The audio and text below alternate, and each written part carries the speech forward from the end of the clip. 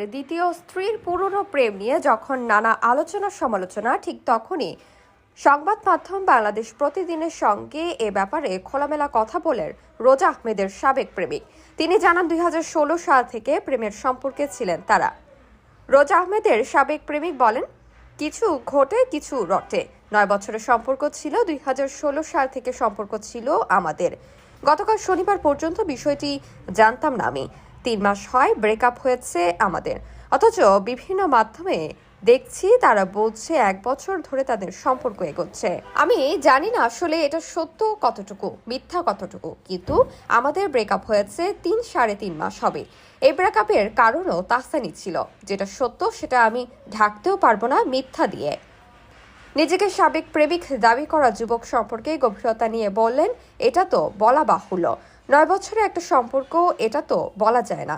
আমাদের চাইল্ডহুড প্রেম ছিল। চাইল্ডহুডের সে প্রেম থেকে ওর রোজা আহমেদের ক্যারিয়ারে আজ এ পর্যন্ত আসা, আবার সেখান থেকে মার্কিন যুক্তরাষ্ট্রে গেছে, এখানেও আমার কন্ট্রিবিউশন ছিল। সবকিছু মিলে এটা তো বলা সম্ভব না। প্রতারণার শিকার হয়েছেন বলেও দাবি করেন এই যুবক। তবে সাবেক প্রেমিকার বিয়ে হয় তাতে একদমই ব্যথিত নয় বলেও জানান তিনি বলেন, আপনারা তো বিষয়টি এখন জানতে পেরেছেন, আমাদের তো ব্রেকআপের রিজনই ছিল না। আপনি যদি জানেন আপনার সঙ্গে প্রতারণা করা হয়েছে, আমি যখন হঠাৎ শুনতে পেয়েছি তখন ব্যথিত হয়েছি। তাদের নাকি 1 বছরের রিলেশনশিপ, কিন্তু আমি কনফার্ম করতে পারিনি এটা ভুয়া। আমার কাছে সব প্রমাণ আছে যে আমাদের ব্রেকআপ হয়তো 4 মাস হবে ব্রেকআপ হয়েছে। তিনি বলেন, তারা দাবি করেছে নিউ ইয়র্ক থেকে কসমেটিক্সের ওপর ডিগ্রি লাভ করেছে। আমি আপনাকে বলছি, নিউ ইয়র্কে ইউনিভার্সিটি আছে, কিন্তু সেখানে এই রিলেটেড কোনো সাবজেক্ট নেই। সে একটি এইচএসসি পাস। বাংলাদেশে এই পরীক্ষা দিয়ে ওই জায়গায় এমন সাবজেক্টে ভর্তি হওয়া সম্ভব নয়। সে এই মিথ্যা চালিয়ে যাচ্ছে। নিউ ইয়র্ক ইউনিভার্সিটিতে এই সাবজেক্ট নেই।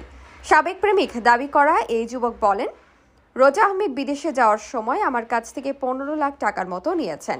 সে টাকাগুলো তো আমি পাইনি। আমি জানি না সে টাকাগুলো ফেরত দেবে কিনা। লাস্ট বয়ফ্রেন্ড আমিই ছিলাম। আমাদের 9 বছর একটা রিলেশন ছিল। এমনকি 1 মাস আগেও সে আমাকে ফোন করে সব মিটমাট করে ফেলতে চেয়েছে।